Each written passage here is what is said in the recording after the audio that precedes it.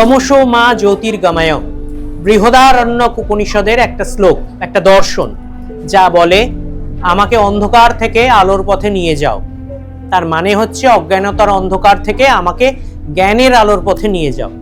মজার ব্যাপার হচ্ছে আমাদের প্রতিবেশী বাংলাদেশ ঠিক এই দর্শনের উল্টো দর্শনের পথে হেঁটেছে 2 বছর আগে এইরকমই এক অগাস্ট মাসে, যেখানে আলো থেকে তারা অন্ধকারের পথে যাত্রা শুরু করেছে। একটা নির্বাচিত সরকারকে মৌলবাদী অভ্যুত্থানের মাধ্যমে ফেলে দিয়ে তারা মৌলবাদকে আপন করে নিয়েছে। স্বীকার করে না, কিন্তু সেটাই সত্যি। বাংলাদেশ তারপর থেকেই ভারতকে দূর চাই আর পাকিস্তানকে ভাই বলা শুরু করেছেন বাংলাদেশের মৌলবাদীরা। ভারতকে দূরে ঠেলে পাকিস্তানকে বুকে টেনে নেওয়ার একটা প্রবণতা তখন থেকেই দেখা গেছে, বিশেষ করে জামাত আর জামাতপন্থী মৌলবাদীদের মধ্যে। এবার পাকিস্তানের গত 2 বছর ধরে পাকিস্তানের যত পাপ আছে সেগুলো একে একে বাংলাদেশে জনপ্রিয় হতে শুরু করেছে। এবার পাকিস্তানের অন্ধকারকেও আপন করে নিচ্ছে বাংলাদেশ। পাকিস্তানে দিনে ঘন্টার পর ঘন্টা লোডশেডিং থাকে, ওখানে কোনো বিদ্যুৎ উৎপাদনের কোনো ইনফ্রাস্ট্রাকচারই নেই। বাংলাদেশেও ঘন্টার পর ঘন্টা লোডশেডিং শুরু হয়েছে, কয়েকদিন হলো শুরু হয়েছে। মানে পাকিস্তানের মতোই বাংলাদেশ অন্ধকারের দিকে যাত্রা শুরু করেছে, লোডশেডিং এর দিকে যাত্রা শুরু করেছে।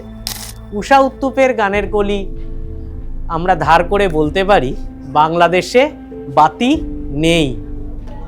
12ই আগস্ট বাংলাদেশের কয়েকটা অনামা সংবাদ মাধ্যম একটা খবর করেছিল যে পশ্চিমবঙ্গে বিদ্যুৎ উদ্বৃত্ত না হলেও পশ্চিমবঙ্গে বিদ্যুতের সংকট নেই, কারণ লোডশেডিং হয় না।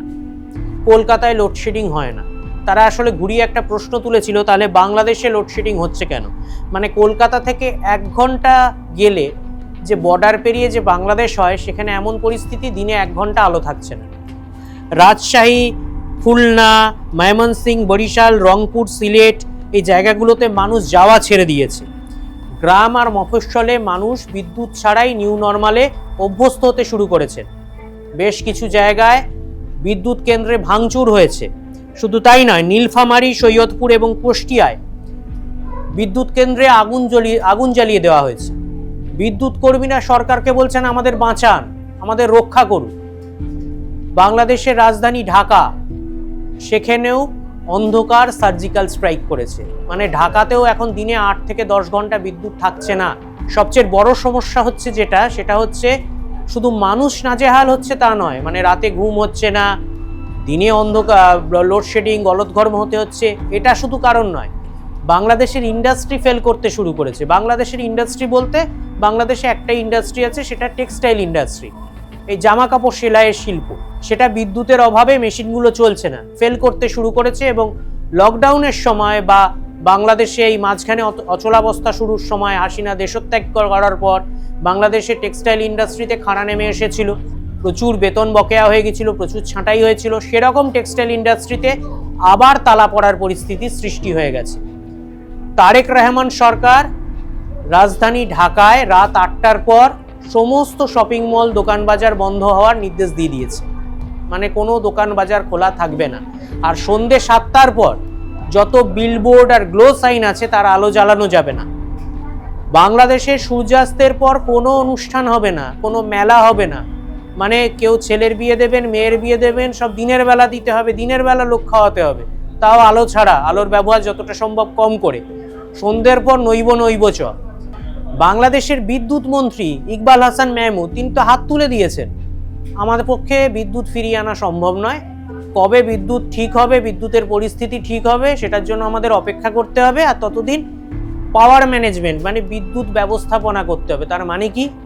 তার মানে বাংলাদেশের মানুষকে বাংলাদেশের তারেক রহমান সরকার বলছে আমরা তোমাদের বিদ্যুৎ দিতে পারছি না, তোমরা কৃচ্ছ সাধন করো, একটু মানিয়ে নাও। বাংলাদেশের মানুষকে মানিয়ে নিতে হচ্ছে কেন?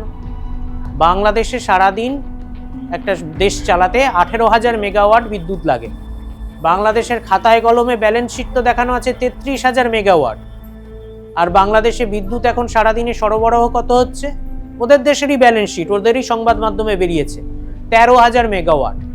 20,000 মেগাওয়াট কম বিদ্যুৎ উৎপাদন হচ্ছে। মানে ওরা খাতায় কলমে নিজেদের যা বিদ্যুৎ উৎপাদন ক্ষমতা দেখিয়েছে তার চেয়ে 20,000 মেগাওয়াট কম হচ্ছে। কেন? তার কারণ হচ্ছে গ্যাসের অভাব। বাংলাদেশের বিদ্যুৎ কেন্দ্রগুলি মূলত গ্যাসে চলে, অদ্ভুত কিন্তু গ্যাসে চলে। এবার মহেশখালীতে যে এলএনজি মানে লিকুইড পেট্রোলিয়াম গ্যাসের যে কেন্দ্রটা আছে, সেখানে 21শে জুলাই একটা দুর্ঘটনা হয়। ওটা একটা বিদেশি সংস্থা দ্বারা পরিচালিত দুর্ঘটনা হয়। তারপর ওখানে একটা টেকনিক্যাল ফল্ট হয়ে গেছে, ফলে মহেশখালীর ওই গ্যাস কেন্দ্র থেকে, লিকুইড গ্যাস কেন্দ্র থেকে জাতীয় গ্যাস গ্রিডে বেশি গ্যাস সরবরাহ করা যাচ্ছে না। ফলে জাতীয় গ্রিড থেকে বাংলাদেশের বিদ্যুৎ কেন্দ্রগুলিতে যেগুলি গ্যাসে চলে সেগুলিতে গ্যাসের সরবরাহ কমে গেছে, ফলে সেটা একটা সংকট। দ্বিতীয় সংকট হচ্ছে বাংলাদেশ নিজের চাহিদার 65% জ্বালানি বিদেশ থেকে আমদানি করে। যদিও বাংলাদেশে প্রাকৃতিক গ্যাস আছে, কিন্তু বাংলাদেশে সেটা উত্তোলন করার প্রযুক্তি নেই, তাই বাংলাদেশকে বিদেশ থেকেই আমদানি করতে হয়।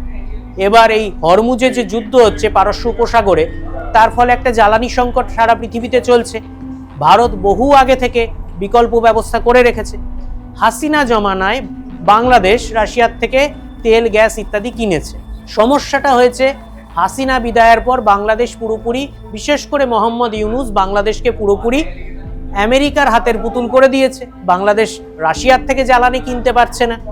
তার ফলে বাংলাদেশে বেশি দামে যে আরব থেকে জ্বালানি হবে, জ্বালানির সরবরাহ বন্ধ হয়ে গেছে, ফলে গ্যাসের সরবরাহও বন্ধ হয়েছে, সেটা একটা সংকট হয়েছে।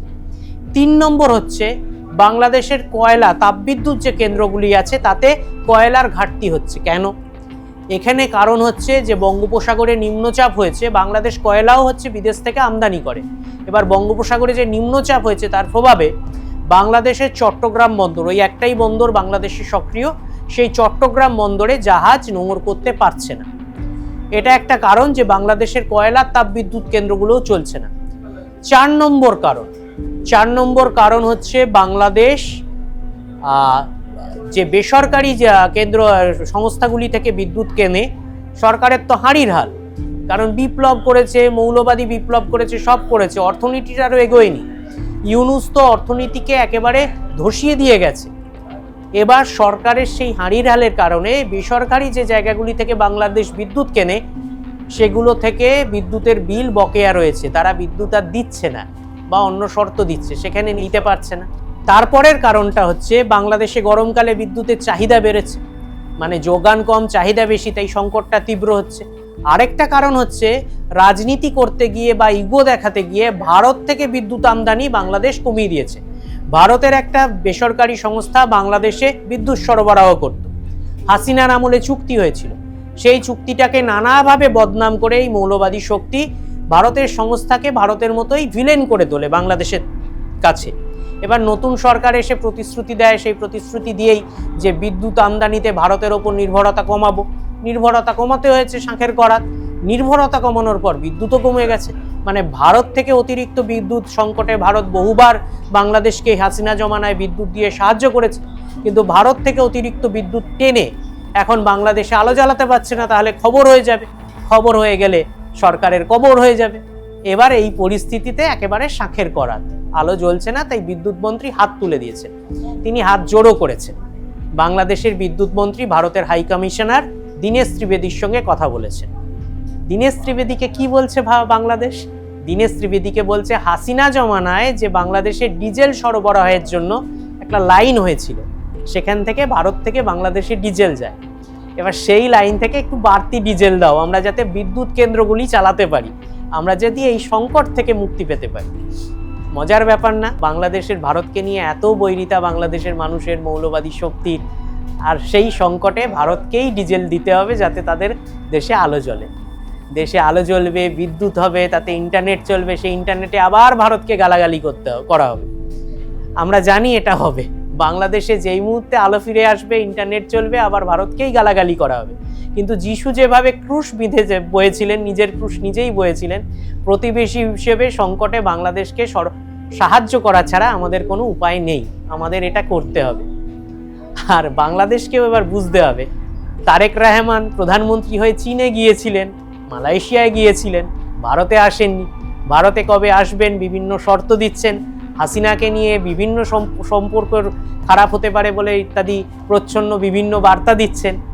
এবার বিদ্যুতের পরিস্থিতি দেখে তারেক রহমানকেও বুঝতে হবে যে দুই প্রতিবেশী এভাবে ঝগড়া করলে চলে না, প্রতিযোগিতা থাক, সহযোগিতাও থাক, কিন্তু শত্রুতা যেন না থাকে।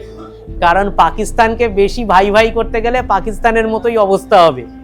আলো জ্বলছে না, এখন সাময়িকভাবে সংকট হয়েছে, এটা চিরস্থায়ী সংকট হয়ে যাবে। মানে বাংলাদেশে বাতি নেই, আপাতত এটাই আমরা দেখতে পাচ্ছি।